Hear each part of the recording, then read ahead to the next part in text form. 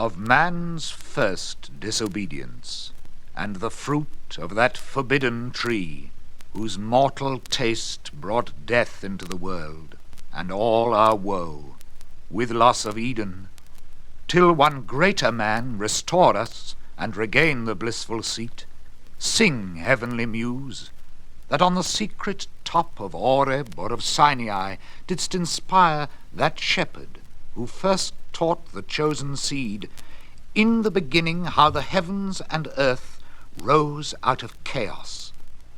Or if Zion hill delight thee more, and Siloa's brook that flowed fast by the oracle of God, I thence invoke thy aid to my adventurous song, that with no middle flight intends to soar above the Aeonian mount, while it pursues things unattempted yet in prose or rhyme. And chiefly thou, O Spirit, that dost prefer before all temples the upright heart and pure, instruct me, for thou know'st, thou from the first wast present, and with mighty wings outspread, dove-like satst brooding on the vast abyss, and madest it pregnant. What in me is dark, illumine, what is low, raise and support, that to the height of this great argument I may assert eternal providence, and justify the ways of God to men. Say first, for heaven hides nothing from thy view, nor the deep tract of hell. Say first, what cause moved our grandparents in that happy state, favoured of heaven so highly, to fall off from their Creator, and transgress his will, for one restraint lords of the world besides? Who first seduced them to that foul revolt? The infernal serpent. He it was whose guile, stirred up with envy and revenge, deceived the mother of mankind, what time his pride had cast him out from heaven, with all his host of rebel angels, by whose aid aspiring to set himself in glory above his peers, he trusted to have equalled the Most High, if he opposed, and with ambitious aim against the throne and monarchy of God, raised impious war in heaven, and battle proud with vain attempt. Him the almighty power hurled headlong flaming from the ethereal sky, with hideous ruin and combustion down to bottomless perdition, there to dwell in adamantine chains and penal fire, who durst defy the omnipotent to arms. 9 times the space that measures day and night to mortal men, he with his horrid crew lay vanquished, rolling in the fiery gulf, confounded though immortal. But his doom reserved him to more wrath, for now the thought both of lost happiness and lasting pain torments him. Round he throws his baleful eyes, that witnessed huge affliction and dismay, mixed with obdurate pride and steadfast hate.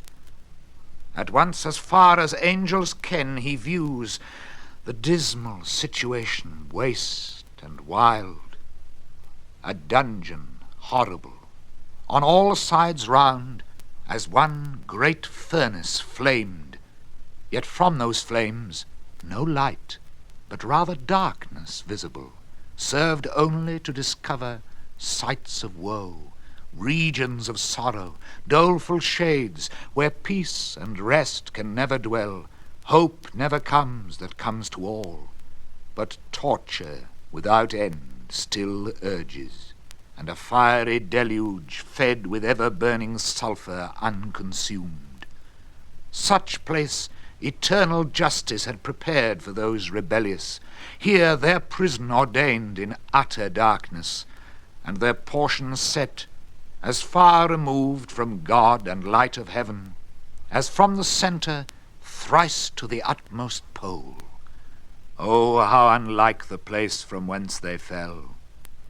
There the companions of his fall, o'erwhelmed with floods and whirlwinds of tempestuous fire, he soon discerns, and weltering by his side, one next himself in power, and next in crime, long after known in Palestine and named Beelzebub, to whom the arch-enemy, and thence in heaven called Satan, with bold words breaking the horrid silence, thus began.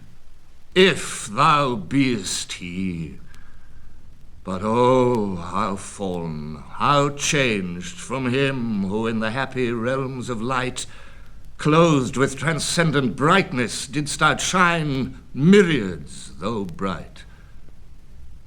If he whom mutual league, united thoughts and counsels, equal hope and hazard in the glorious enterprise, joined with me once, now misery hath joined in equal ruin, into what pit thou seest, from what height fallen, so much the stronger proved he with his thunder. Until then, who knew the force of those dire arms? Yet not for those, nor what the potent victor in his rage can else inflict, do I repent or change, though changed in outward lustre. That fixed mind and high disdain from sense of injured merit, that with the mightiest raised me to contend, and to the fierce contention brought along innumerable force of spirits armed, that durst dislike his reign, and me preferring his utmost power with adverse power opposed in dubious battle on the plains of heaven, and shook his throne. What though the field be lost?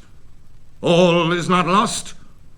The unconquerable will and study of revenge, immortal hate, and courage never to submit or yield, and what is else not to be overcome, that glory never shall his wrath or might extort from me. To bow and sue for grace with suppliant knee, and deify his power, who from the terror of this arm so late doubted his empire, that were low indeed. That were an ignominy and shame beneath this downfall.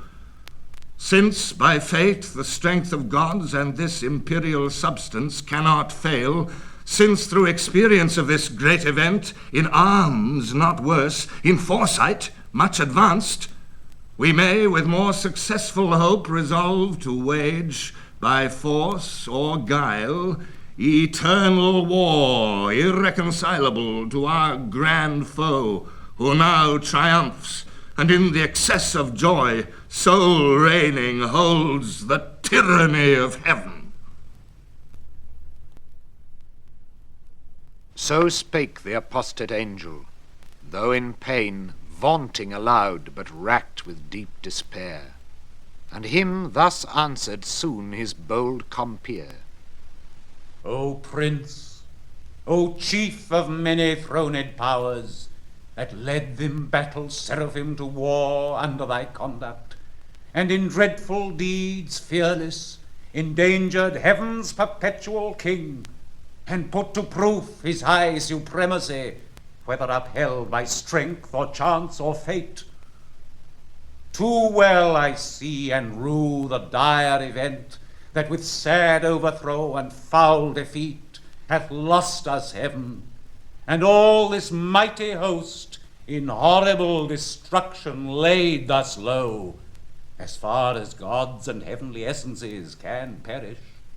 For the mind and spirit remains invincible, and vigor soon returns, though all our glory extinct, and happy state here swallowed up in endless misery. But what if he our conqueror, whom I now of force believe almighty, since no less than such could have o'erpowered such force as ours, have left us this our spirit and strength entire, strongly to suffer and support our pains, that we may so suffice his vengeful ire, or do him mightier service as his thralls by right of war, whate'er his business be, here in the heart of hell to work in fire, or do his errands in the gloomy deep. What can it then avail, though yet we feel strength undiminished, or eternal being, to undergo eternal punishment. Whereto with speedy words the arch-fiend replied, Fallen cherub, to be weak is miserable, doing or suffering. But of this be sure, to do aught good never will be our task, but ever to do ill our sole delight, as being the contrary to his high will whom we resist. If then his providence out of our evil seek to bring forth good, our labour must be to pervert that end, and out of good still to find means of evil, which oft times may succeed, so as perhaps shall grieve him, if I fail not, and disturb his inmost counsels from their destined aim. But see, the angry victor hath recalled his ministers of vengeance and pursuit back to the gates of heaven. The sulphurous hail, shot after us in storm, o'erblown hath laid the fiery surge that from the precipice of heaven received us falling, and the thunder, winged with red lightning and impetuous rage, perhaps hath spent his shafts and ceases now to bellow through the vast and boundless deep. Let us not slip the occasion, whether scorn or satiate fury yield it from our foe. Seest thou yon dreary plain, forlorn and wild, the seat of desolation, void of light, save what the glimmering of these livid flames casts pale and dreadful? Thither let us tend from off the tossing of these fiery waves. There rest, if any rest can harbour there, and reassembling our afflicted powers, consult how we may henceforth most offend our enemy, our own loss how repair, how overcome this dire calamity, what reinforcement we may gain from hope, if not, what resolution from despair. Thus Satan, talking to his nearest mate, with head uplift above the wave and eyes that sparkling blazed, his other parts besides, prone on the flood, extended long and large, lay floating many a rood, in bulk as huge as whom the fables name of monstrous size, Titanian or earthborn, that warred on Jove, Briareos or Typhon, whom the den by ancient Tarsus held, or that sea beast Leviathan, which God of all his works created hugest that swim the ocean stream. Him, haply slumbering on the Norway foam, the pilot of some small night-founded skiff, deeming some island, oft, as seamen tell, with fixed anchor in his scaly rind, moors by his side under the lee, while night invests the sea and wished morn delays. So, stretched out huge in length, the arch-fiend lay, chained on the burning lake, nor ever thence had risen or heaved his head, but that the will and high permission of all ruling heaven left him at large to his own dark designs, that with reiterated crimes he might heap on himself damnation while he sought evil to others, and enraged might see how all his malice served but to bring forth infinite goodness, grace, and mercy shown on man by him seduced, but on himself treble confusion, wrath and vengeance poured. Forthwith upright he rears from off the pool his mighty stature. On each hand the flames, driven backward, slope their pointing spires, and rolled in billows leave i' the midst a horrid veil. Then, with expanded wings, he steers his flight aloft, incumbent on the dusky air that felt unusual weight, till on dry land he lights, if it were land that ever burned with solid as the lake with liquid fire, and such appeared in hue as when the force of subterranean wind transports a hill torn from Pelorus, or the shattered side of thundering Aetna, whose combustible and fueled entrails, thence conceiving fire, sublimed with mineral fury, aid the winds and leave a singed bottom all involved with stench and smoke. Such resting found the soul of unblessed feet. Him followed his next mate, both glorying to have scaped the Stygian flood as gods, and by their own recovered strength, not by the sufferance of supernal power. Is this the region? This the soil, the clime? Said then the lost archangel. This the seat that we must change for heaven? This mournful gloom for that celestial light? Be it so, since he who now is sovereign can dispose and bid what shall be right. Farthest from him is best, whom reason hath equalled, force hath made supreme above his equals. Farewell, happy fields, where joy forever dwells. Hail, horrors! Hail, infernal world! And thou, profoundest hell, receive thy new possessor, one who brings a mind not to be changed by place or time. The mind is its own place, and in itself can make a heaven of hell, a hell of heaven. What matter where, if I be still the same?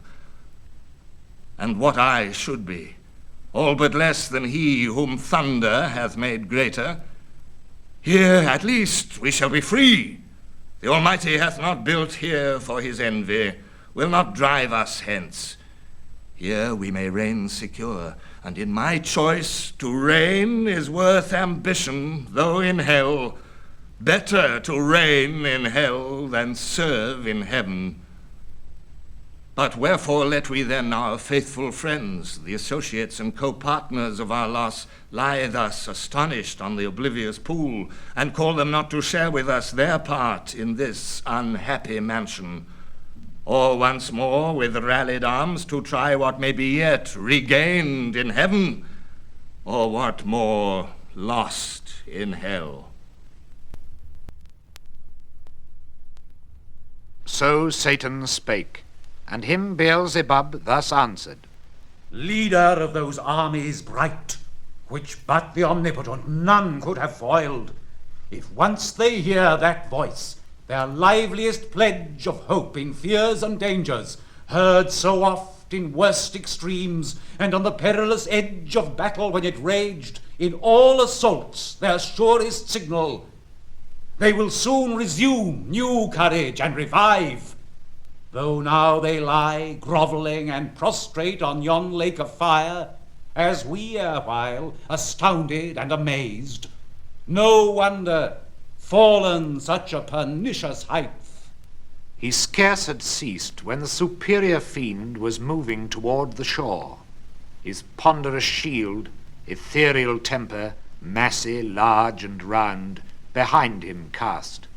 The broad circumference hung on his shoulders like the moon, whose orb through optic glass the Tuscan artist views at evening from the top of Faesulae or in Valdano, to descry new lands, rivers, or mountains in her spotty globe. His spear, to equal which the tallest pine hewn on Norwegian hills to be the mast of some great admiral, were but a wand, he walked with, to support uneasy steps over the burning marl, not like those steps on heaven's azure, and the torrid clime smote on him sore besides, vaulted with fire.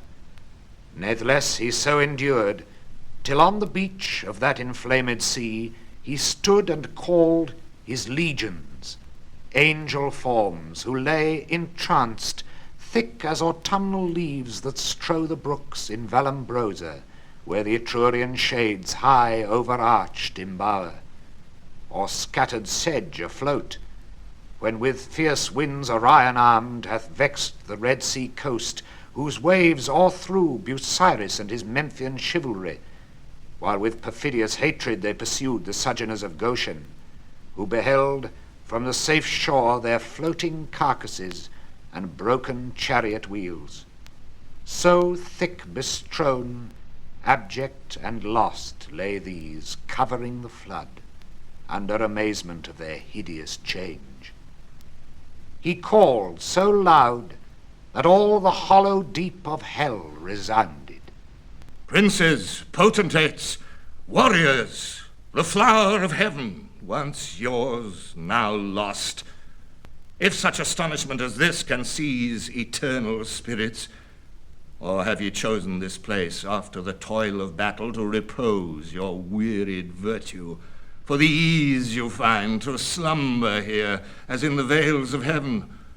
Or in this abject posture have ye sworn to adore the conqueror, who now beholds cherub and seraph rolling in the flood with scattered arms and ensigns, till anon his swift pursuers from heaven gates discern the advantage, and descending tread us down, thus drooping, or with linked thunderbolts transfix us to the bottom of this gulf? Awake, arise, or be forever fallen.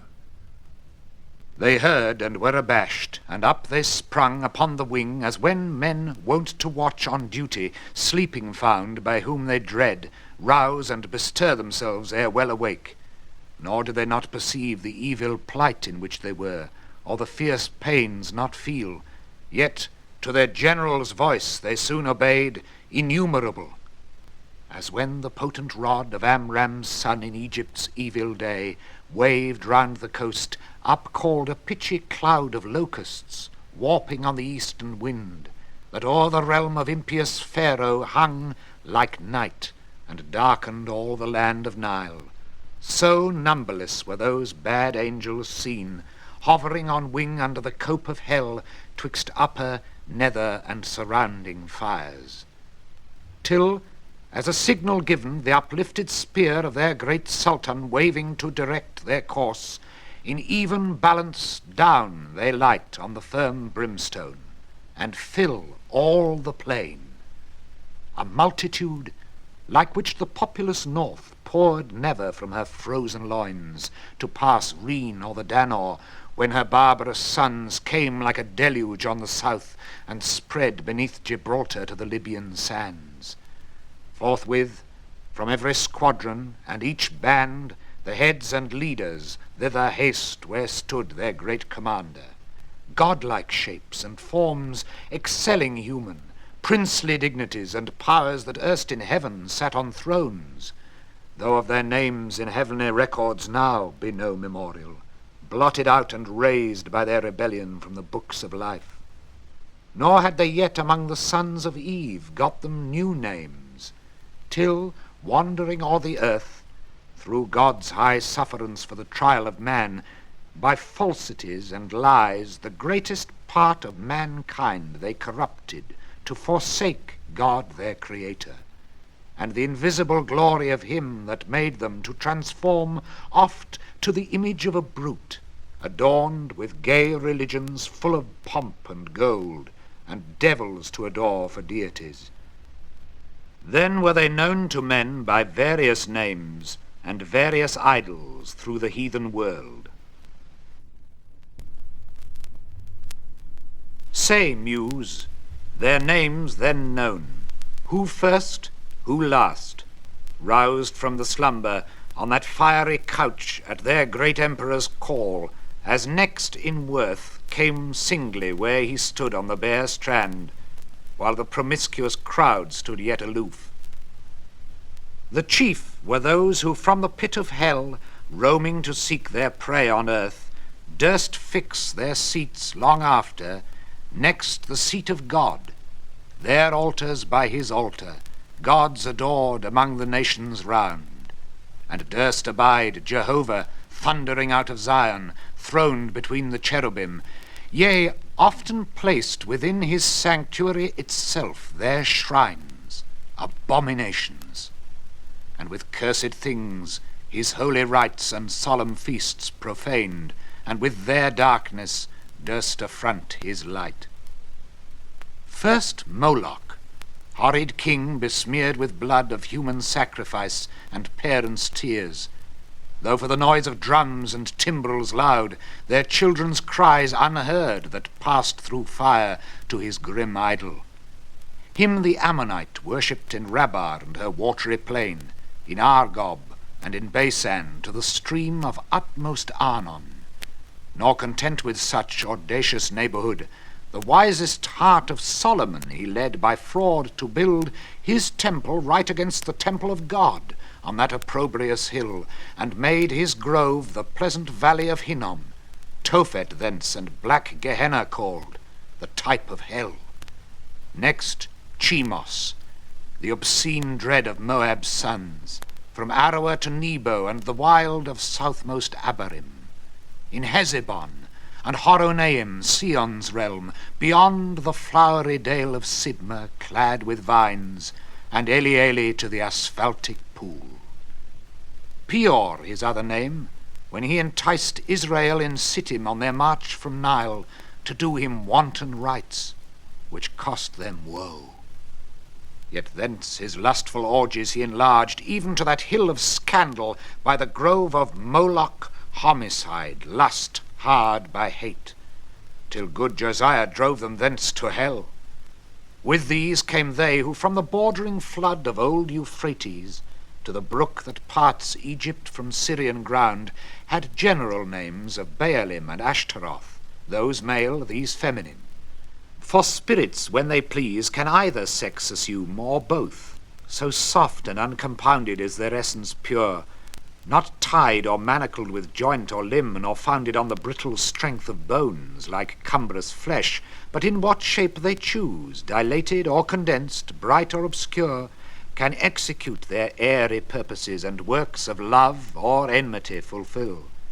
For those the race of Israel oft forsook their living strength, and unfrequented left his righteous altar, bowing lowly down to bestial gods, for which their heads as low bowed down in battle, sunk before the spear of despicable foes. With these in troop came Astoreth, whom the Phoenicians called Astarte, queen of heaven with crescent horns, to whose bright image nightly by the moon Sidonian virgins paid their vows and songs. In Zion also not unsung, where stood her temple on the offensive mountain, built by that uxorious king, whose heart, though large, beguiled by fair idolatresses, fell to idols foul. Tammuz came next behind, whose annual wound in Lebanon allured the Syrian damsels to lament his fate in amorous ditties all a summer's day, while smooth Adonis from his native rock ran purple to the sea, supposed with blood of Tammuz yearly wounded. The love-tale infected Zion's daughters with like heat, whose wanton passions in the sacred porch Ezekiel saw, when by the vision led, his eye surveyed the dark idolatries of alienated Judah. Next came one who mourned in earnest, when the captive ark maimed his brute image, head and hands lopped off in his own temple on the Grunsel edge, where he fell flat and shamed his worshippers. Dagon his name, sea monster, upward man and downward fish. Yet had his temple high reared in Azotus, dreaded through the coast of Palestine, in Gath and Ascalon, and Acharon and Gaza's frontier bounds. Him followed Rimmon, whose delightful seat was fair Damascus, on the fertile banks of Abana and Pharpar, lucid streams. He also against the house of God was bold. A leper once he lost, and gained a king, Ahaz his sottish conqueror, whom he drew God's altar to disparage and displace for one of Syrian mode, whereon to burn his odious offerings, and adore the gods whom he had vanquished. After these appeared a crew who under names of old renown, Osiris, Isis, Horus, and their train, with monstrous shapes and sorceries, abused fanatic Egypt and her priests, to seek their wandering gods disguised in brutish forms rather than human. Nor did Israel escape the infection, when their borrowed gold composed the calf in Oreb, and the rebel king doubled that sin in Bethel and in Dan, likening his maker to the grazed ox, Jehovah, who in one night when he passed from Egypt marching, equalled with one stroke both her firstborn and all her bleating gods. Belial came last, than whom a spirit more lewd fell not from heaven, or more gross to love vice for itself.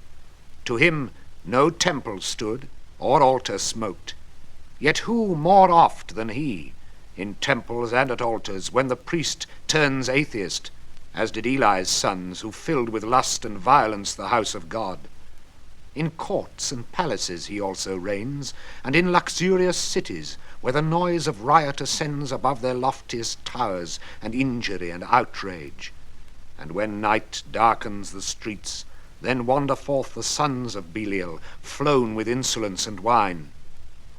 Witness the streets of Sodom, and that night in Gibeah, when hospitable doors yielded their matrons to prevent worse rape. These were the prime in order and in might. The rest were long to tell, though far renowned, the Ionian gods, of Javan's issue held, gods yet confessed later than heaven and earth their boasted parents. Titan, heaven's firstborn with his enormous brood, and birthright seized by younger Saturn, he from mightier Jove his own and Rhea's son like measure found. So Jove usurping reigned. These first in Crete and Ida known, thence on the snowy top of cold Olympus ruled the middle air, their highest heaven, or on the Delphian cliff, or in Dodona, and through all the bounds of Doric land, or who with Saturn old fled over Adria to the Hesperian fields, and o'er the Celtic Rome the utmost isles. All these and more came flocking, but with looks downcast and damp, yet such wherein appeared obscure some glimpse of joy, to have found their chief not in despair, to have found themselves not lost in loss itself, which on his countenance cast like doubtful hue. But he his wonted pride soon recollecting, with high words that bore semblance of worth, not substance, gently raised their fainted courage, and dispelled their fears. Then straight commands that at the warlike sound of trumpets loud and clarions be upreared his mighty standard. That proud honour claimed Azazel as his right, a cherub tall, who forthwith from the glittering staff unfurled the imperial ensign, which full high advanced, shone like a meteor streaming to the wind, with gems and golden lustre rich emblazed, seraphic arms and trophies, all the while sonorous metal blowing martial sounds, at which the universal host upsent a shout that tore hell's concave, and beyond frighted the reign of chaos and old night. All in a moment through the gloom were seen 10,000 banners rise into the air, with orient colours waving. With them rose a forest huge of spears, and thronging helms appeared, and serried shields in thick array of depth immeasurable. Anon they move in perfect phalanx to the Dorian mood of flutes and soft recorders, such as raised to height of noblest temper heroes old arming to battle, and instead of rage deliberate valour breathed, firm and unmoved with dread of death to flight or foul retreat, nor wanting power to mitigate and swage with solemn touches troubled thoughts, and chase anguish and doubt and fear and sorrow and pain from mortal or immortal minds. Thus they, breathing united force with fixed thought, moved on in silence to soft pipes that charmed their painful steps o'er the burnt soil. And now, advanced in view they stand, a horrid front of dreadful length and dazzling arms, in guise of warriors old with ordered spear and shield, awaiting what command their mighty chief had to impose. He through the armed files darts his experienced eye, and soon traversed the whole battalion views, their order due, their visages and stature as of gods, their number last he sums. And now his heart distends with pride, and hardening in his strength glories, for never since created man met such embodied force, as named with these could merit more than that small infantry warred on by cranes. Though all the giant brood of Phlegra with the heroic race were joined, that fought at Thebes and Ilium, on each side mixed with auxiliar gods, and what resounds in fable or romance of Uther's son, begirt with British and Armoric knights, and all who since, baptized or infidel, jousted in Aspromont or Montalban, Damasco or Morocco or Trebizond, or whom Biserta sent from Afric shore, when Charlemagne with all his peerage fell by Fontarabia. Thus far these, beyond compare of mortal prowess, yet observed their dread commander. He, above the rest, in shape and gesture proudly eminent, stood like a tower. His form had yet not lost all her original brightness, nor appeared less than archangel ruined, and the excess of glory obscured, as when the sun, new risen, looks through the horizontal misty air shorn of his beams, or from behind the moon in dim eclipse disastrous twilight sheds on half the nations, and with fear of change perplexes monarchs. Darkened so, yet shone above them all the archangel, but his face deep scars of thunder had entrenched, and care sat on his faded cheek, but under brows of dauntless courage and considerate pride waiting revenge. Cruel his eye, but cast signs of remorse and passion to behold the fellows of his crime, the followers rather, far other once beheld in bliss, condemned forever now to have their lot in pain, millions of spirits for his fault immersed of heaven, and from eternal splendours flung for his revolt, yet faithful how they stood, their glory withered. As when heaven's fire hath scathed the forest oaks or mountain pines, with singed top their stately growth, though bare, stands on the blasted heath. He now prepared to speak, whereat their doubled ranks they bend from wing to wing, and half enclose him round with all his peers. Attention held them mute. Thrice he essayed, and thrice, in spite of scorn, tears such as angels weep burst forth. At last, words interwove with sighs found out their way. O myriads of immortal spirits, O powers matchless but with the Almighty, and that strife was not inglorious, though the event was dire, as this place testifies, and this dire change hateful to utter. But what power of mind, foreseeing or presaging from the depth of knowledge past or present, could have feared how such united force of gods, how such as stood like these, could ever know repulse? For who can yet believe, though after loss, that all these puissant legions, whose exile hath emptied heaven, shall fail to reascend, self-raised, and repossess their native seat? For me, be witness all the host of heaven, if counsels different or danger shunned by me have lost our hopes. But he who reigns monarch in heaven, till then as one secure sat on his throne, upheld by old repute, consent, or custom, and his regal state put forth at full, but still his strength concealed, which tempted our attempt, and wrought our fall. Henceforth his might we know, and know our own, so as not either to provoke or dread new war provoked. Our better part remains to work in close design, by fraud or guile what force effected not, that he no less at length from us may find, who overcomes by force, hath overcome but half his foe.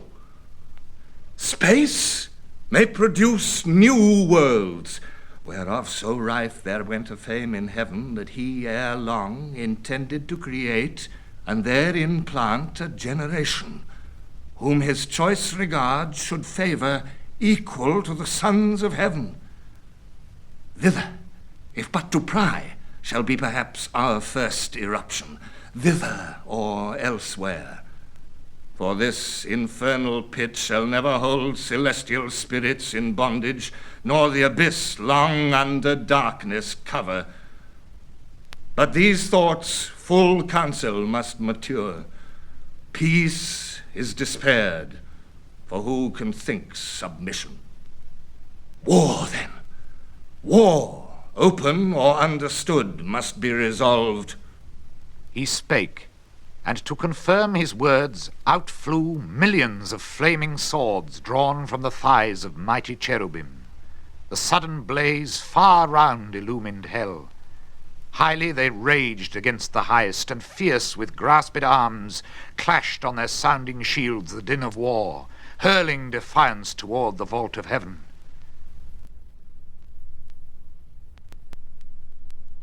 There stood a hill not far, whose grisly top belched fire and rolling smoke. The rest entire shone with a glossy scurf, undoubted sign that in his womb was hid metallic ore, the work of sulphur. Thither, winged with speed, a numerous brigade hastened, as when bands of pioneers with spade and pickaxe armed forerun the royal camp to trench a field or cast a rampart. Mammon led them on, Mammon, the least erected spirit that fell from heaven.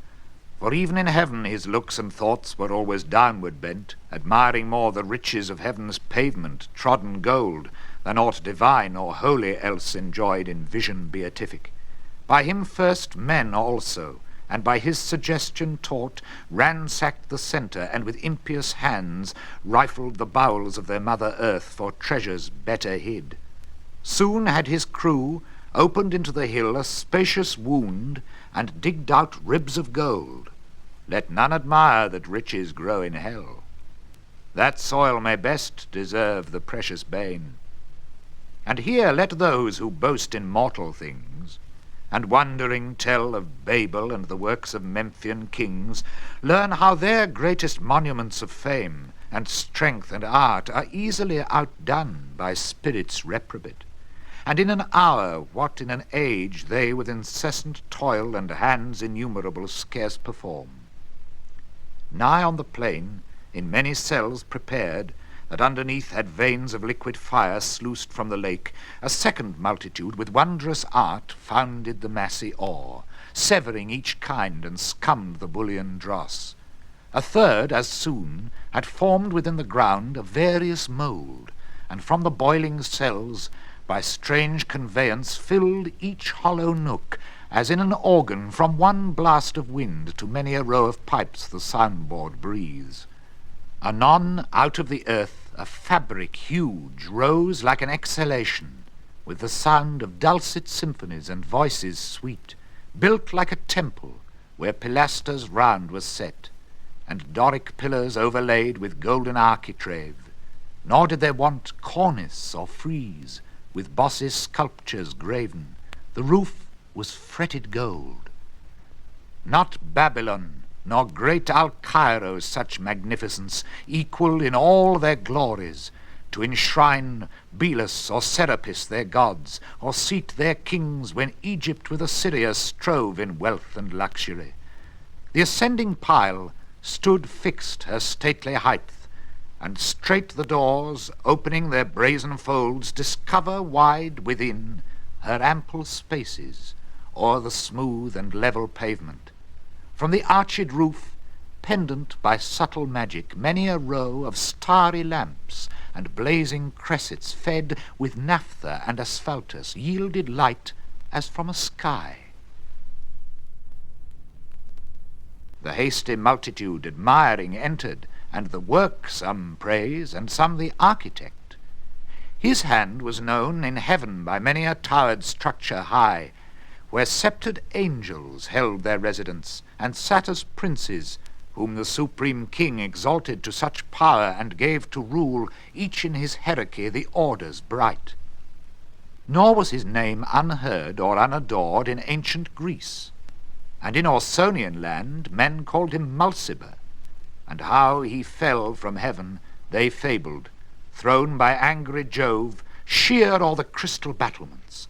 From morn to noon he fell, from noon to dewy eve, a summer's day, and with the setting sun dropped from the zenith like a falling star on Lemnos, the Aegean isle. Thus they relate. Erring, for he with this rebellious rout fell long before, nor aught availed him now to have built in heaven high towers, nor did he scape by all his engines, but was headlong sent with his industrious crew to build in hell. Meanwhile the winged heralds, by command of sovereign power, with awful ceremony and trumpets sound throughout the host, proclaim a solemn council forthwith to be held at Pandemonium, the high capital of Satan and his peers. Their summons called from every band and squared regiment, by place or choice the worthiest. They anon with hundreds and with thousands trooping came attended. All access was thronged, the gates and porches wide, but chief the spacious hall, though like a covered field, where champions bold won't ride in armed, and at the Soldan's chair defied the best of Paynim chivalry to mortal combat or career with lance, thick swarmed, both on the ground and in the air, brushed with the hiss of rustling wings, as bees in springtime, when the sun with Taurus rides, pour forth their populous youth about the hive in clusters. They among fresh dews and flowers fly to and fro, or on the smoothed plank, the suburb of their straw-built citadel, new rubbed with balm, expatiate and confer their state affairs. So thick the airy crowd swarmed and were straitened, till the signal given, behold a wonder.